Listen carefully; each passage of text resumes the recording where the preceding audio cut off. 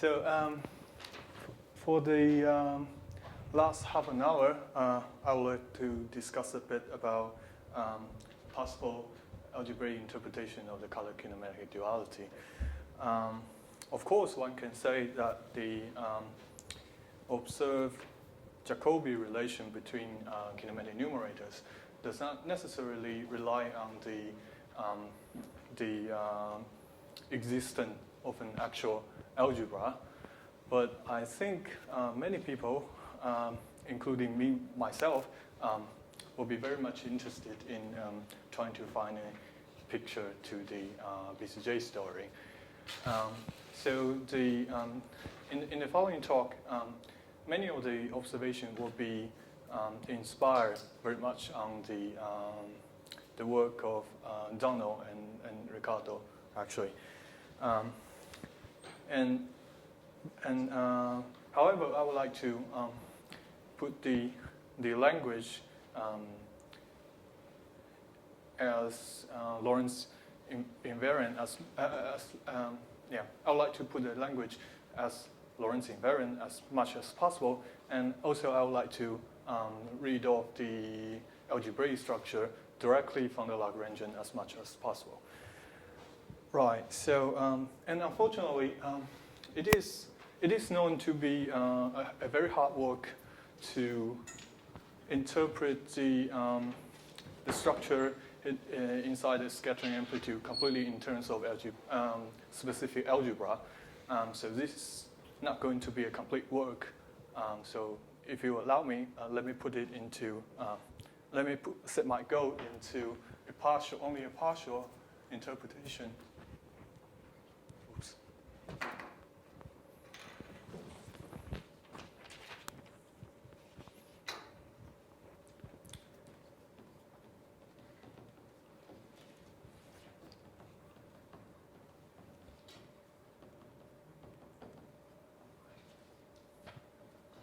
Of the kinematic algebra.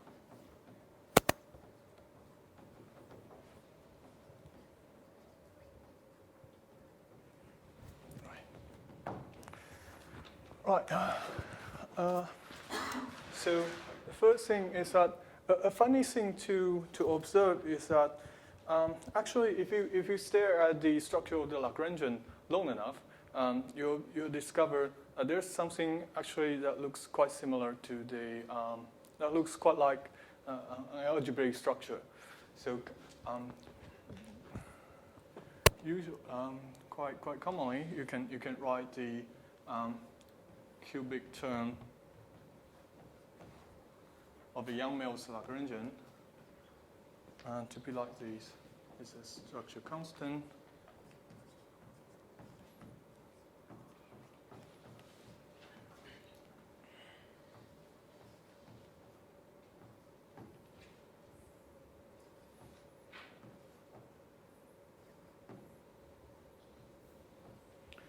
So this is not yet very clear how you can read off the algebra simply from the cubic term. However, if you massage a little bit,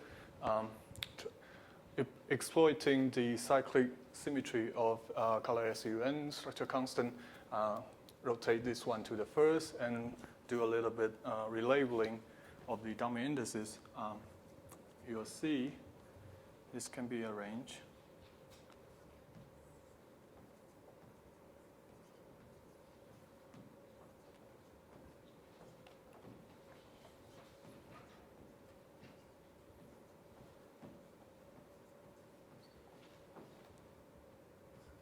I'm extracting a common field variable here, and you immediately see that this is actually a lead bracket.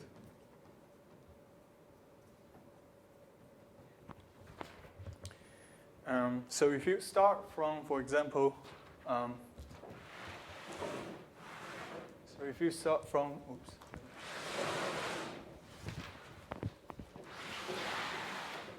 So if you start from, say, two polarizations, C1 and C2, the Feynman rule tells you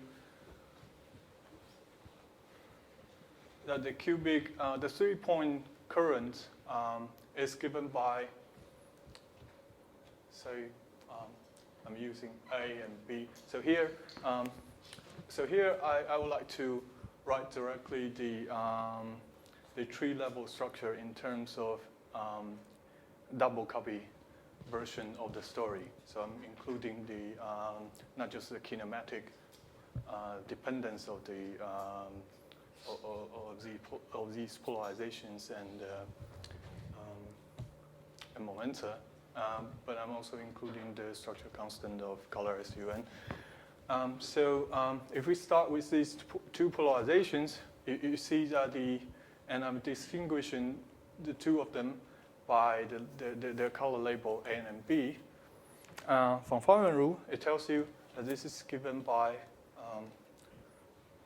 the color SUN structure constant multiplied by the Lie bracket.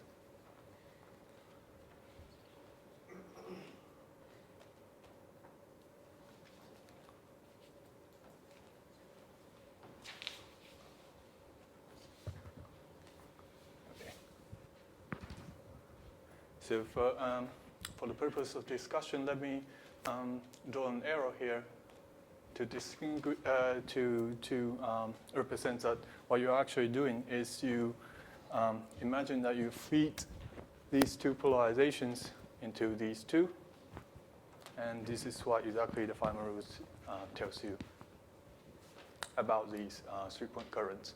And of course, if you're calculating 3-point amplitude, this is then dotted with these third polarizations. Right, and we see that this line of thought actually carry on to even higher points, at least partially. If you say,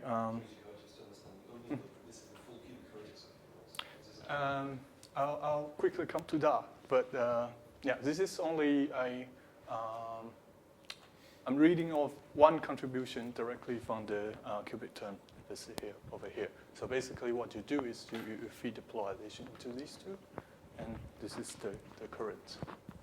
Yeah, and in the end, you have to consider all possible contractions. And we'll see that immediately that is actually going to produce some trouble to the story. Right, so if we go to higher point, you see that this kind of story continues. In a standard perturbability calculation,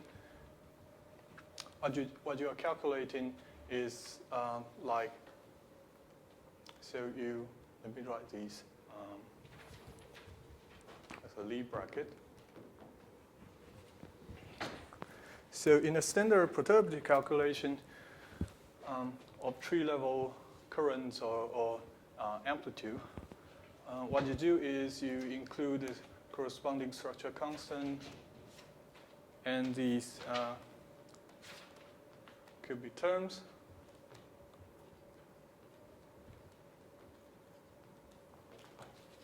Along with all the other stuffs, external legs, etc. And we contract. Right, so in Feynman gauge, the propagator turns out to be quite simple. It's simply given by the Minkowski metric over k squared. Sorry. Right. My mistake. It's simply given by the Minkowski metric over k squared. But since we are only interested in calculating numerators, this can be neglected. So the effect of a weak contraction, for example, if we contract this pair, it simply trades one of the field variable sitting inside these Lie brackets with another Lie bracket because it's connected to this field variable. So in this case, if you are calculating, say, a 4-point current, where this is C3, carrying color index C. So as we discussed before, this is going to, the first cubic vertex is going to give you simply the Lie brackets of these two polarizations. And then this tells you that you treat these Lie brackets as another field, as another polarizations, as effective polarizations, and it produces something like C3, C2, and C1 with the appropriate color structure constant. So we do see that this is explicitly algebraic, in the sense that if you calculate other similar diagrams using exactly the same Feynman rules, and you write down the corresponding contribution to numerators, and they are going to be Lie brackets related by cyclic permutations. Right. So the interpretation is that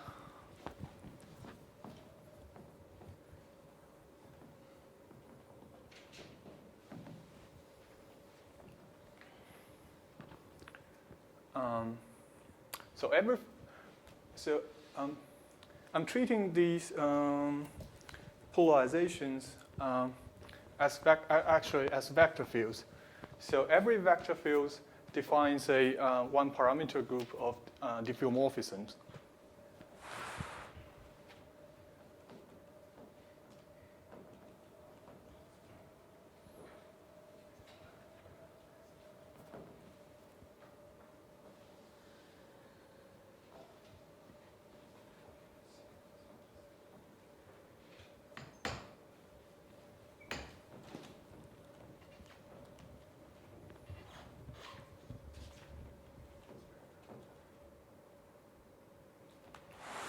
And you can then immediately read off the generator from infinitesimal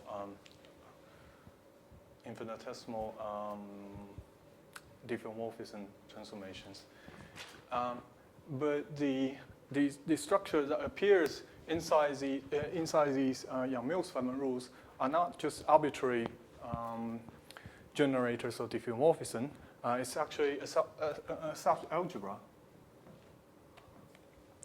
This is because the polarizations are transversal.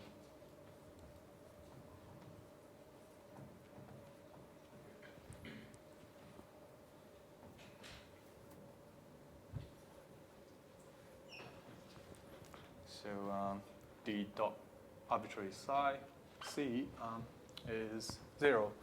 And you see that the diffeomorphism generated by this vector field, because of the transversal property, is going to be volume preserving.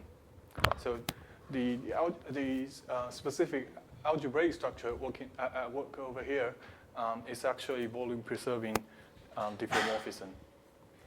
And there's one nice property that because the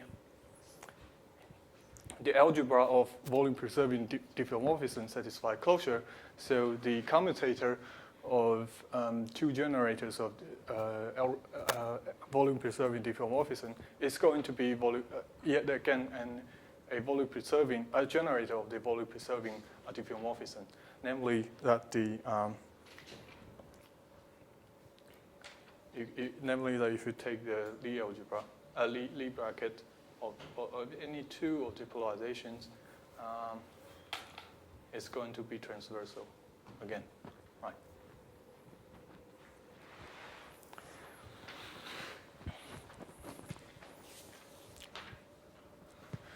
So now you say this is very great. Does that actually explain the all of the? So now you observe an explicit algebraic structure. Does that actually explain all of the story of the within this BCJ picture? Well, not quite, because there are actually two. This is not the whole picture for the following two reasons. So not the whole story. Because as Kirill just mentioned, that there could be round contractions.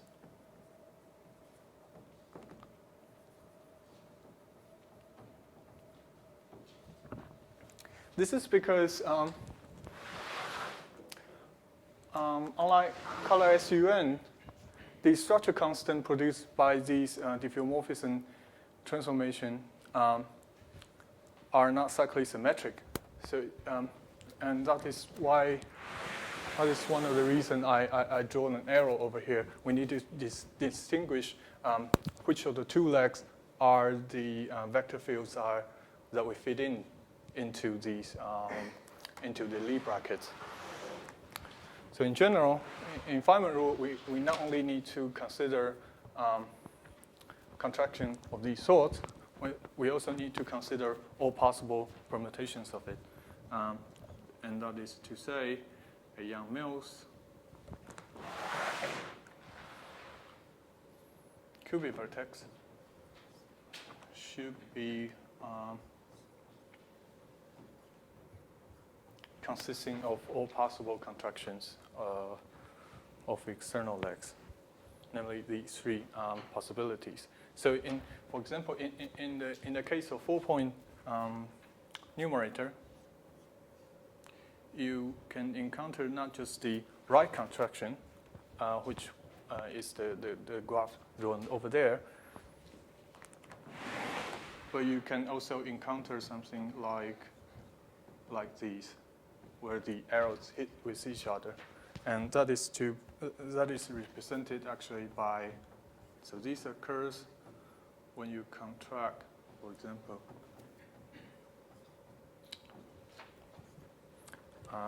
These two. When you recontract these two. And there's, of course, also the equality vertex.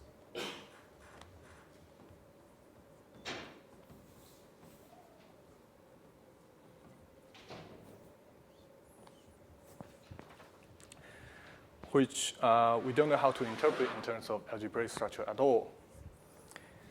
So it seems that the story goes as far as here, but somehow for special helicity configuration, we can do something slightly more.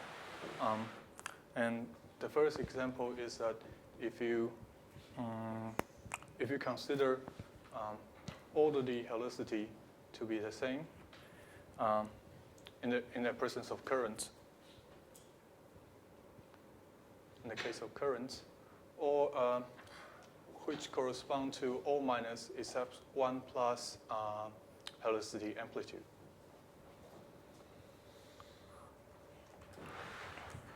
And this is because actually there's one additional identity related by those arrow graphs.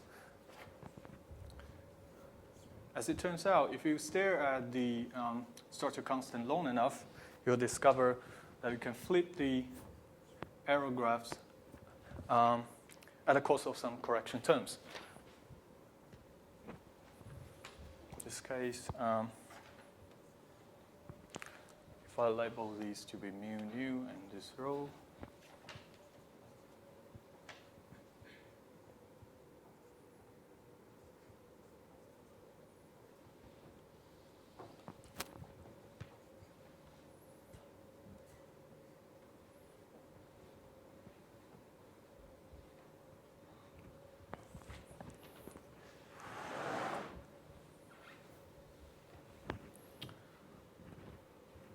right, so the full Yang-Mills cubic vertex, which is written in terms of linear combination of three possible different permutations of these arrow graphs, can be written in terms of when you trade the two arrow graphs with wrong direction with the one with right direction, you get two copies of.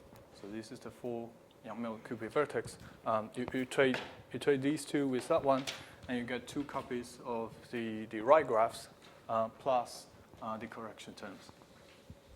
And it gets simpler when all of the helicity are the same. And this is because the following simple reason. So consider, for example, the simplest case where both of the C2 and C1 and C2 carries negative helicity. So the correction term will be, so this is going to be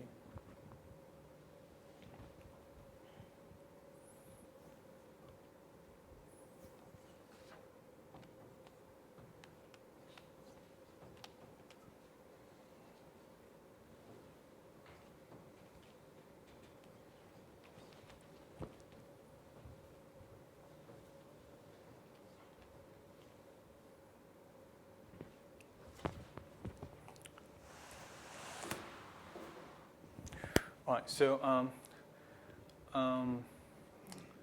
you can see that the correction terms consist of longitudinal contributions, and somehow these the contraction between these two polarizations.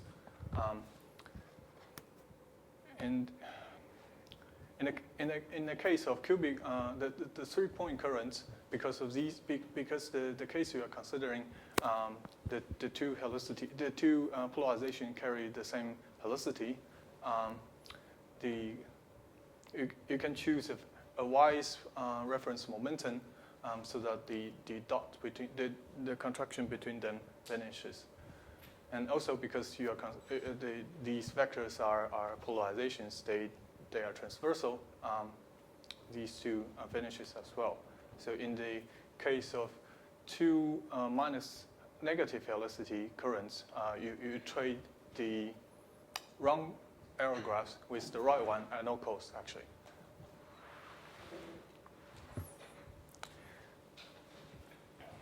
So what about the quality vertex? From a very simple number counting, you'll be able to see that in the presence of a quality vertex, you'll immediately encounter at least two pairs of contraction, two pairs of products. So if say only one of the so when all of the helicity polarizations, all of the polarizations carry the same helicity, this is going to be vanished as well. There's simply no choice for the non-vanishing pair of the contraction of polarizations. How much time do I have? Right. Okay. Right. I'll finish soon.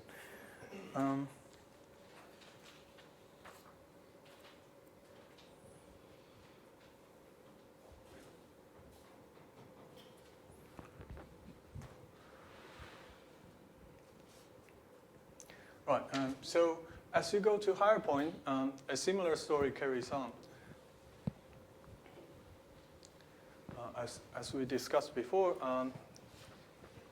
suppose if we consider a 4-point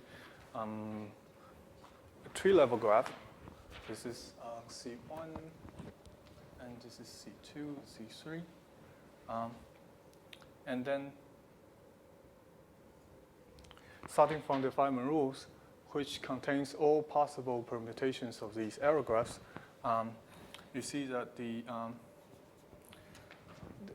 argument as 3-point applies here. You can start to trade the wrong direction error graphs in terms of the right ones at no cost, when all of the external legs carry exactly the same helicity.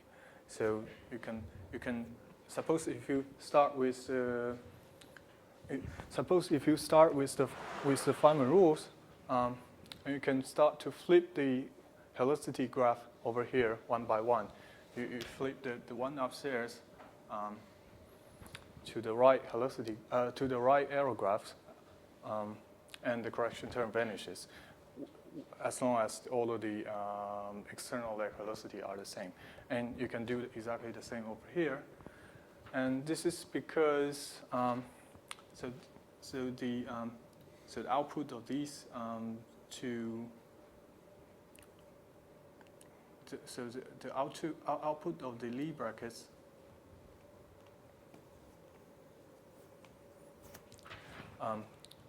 sorry, the output of these cubic, the arrow graph over here, the effect of these arrow graph over here is actually taking the pair of these two vector fields and feed them into Lie brackets, which effectively sit here as an effective polarizations.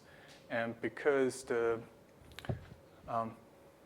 remember that the polarizations are all transversal, and because the commutator or volume preserving diffeomorphism is again a generator of the volume preserving diffeomorphism. So this is again going to be transversal, so that when you try to flip the arrow graph, the second arrow graph downstairs, the longitudinal contribution, the longitudinal correction again vanishes.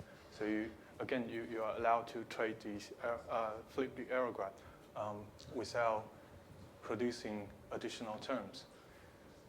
And also these the argument for vanishing of quartic term applies. So and you can generalize it. You can extend this argument one step further to include all minus helicity as well as 1 plus helicity in the current, if you choose the reference momentum wisely. This is because generically, in 4 dimensions, the polarization of negative helicity particle is something like this. If we call the momentum to be dependence to be lambda, and this lambda, and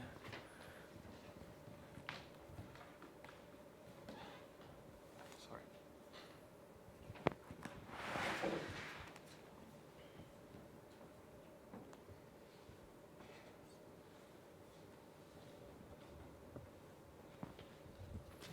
All right. So, for example, if you are considering a current with all of the external legs carrying negative helicity except for one, let's call these the special leg to be number 1, and then these are 2, 3, 4, etc.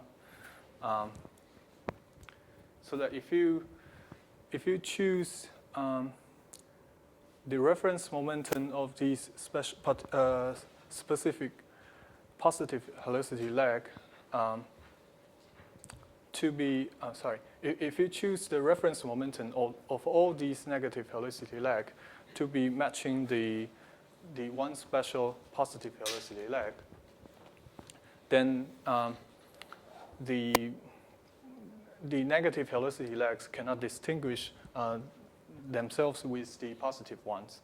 So that you see that all of the arguments apply immediately, in the sense that when you try to flip these arrow graphs, all of the correction terms are going to vanish.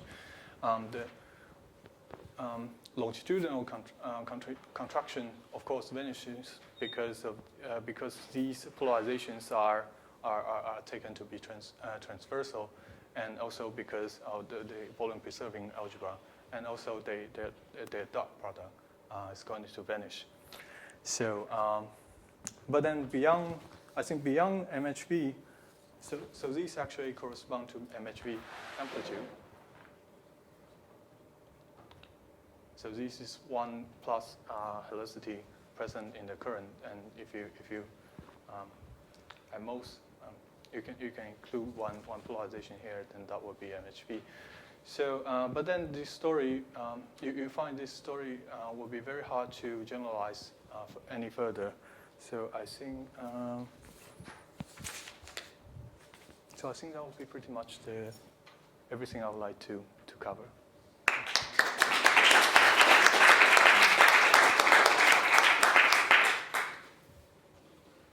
Question? Have we tried to introduce auxiliary fields and maybe using the same Lie bracket? Because I mean, other approaches like by Sui and collaborators, they looked at adding auxiliary fields to fix. Sorry, you say auxiliary fields? Yeah, auxiliary fields, like higher tensor fields, I guess, which are auxiliary. Actually, no, only a little bit, but in the presence of auxiliary. Henrik was just trying to is when we try to reduce, I mean, we had some way of doing it, very good, but when we tried reducing it to 3-point, we had to, in the exchange particles, we had to have higher tensor fields. There were auxiliary fields that would integrate out, but the point was that it wasn't, I mean, in your construction, you have vectors, so, but for us to get I see, work, I see, we needed I see. higher and higher auxiliary fields. And it had something to do with the fact that the structure of the integrand was very weird, that it was, as you know, the Lorentz indices would be crossing propagators, not just a single Lorentz index, but 2 Lorentz indices, or 3 or 4 or 5, and as we built up higher and higher points. We never actually understood the structure, but maybe that's a clue. I mean, I assume that's what Henrik was referring to. Well, yeah, that's your Lie bracket depends Yeah, on the fact that yes. you're filling in vectors, or you can fill in anything. But I think these Lie brackets depends very much on that you have to feed in with a vector field. If it carries more than one index, then don't know how to do it. It's exactly the same problem with the quartic vertex, I think. Yeah. In that case, we don't know how to decompose it into cubic structures. That somehow shows something algebraic. Yeah. This is always a very hard I'm problem. familiar with the story, so maybe I can add a comment. The main idea here is that the cubic vertex of Yang-Mills is actually the structure constant of Lie algebra of diffeomorphisms plus a correction term. The structure constant of diffeomorphisms satisfies Jacobi identity. This is what you want. And this correction vanishes from these MHE processes. That was the idea. For other type of polarizations that you insert, of course, these corrections, which spoil Jacobi, do not vanish, and we have to take care of this. But for MHE, everything is as nice as possible. And kind of the new point here is that the structure constant that arises is the structure constant of algebra of diffeomorphisms in 4 dimensions, not in 2 as in your work. This is in our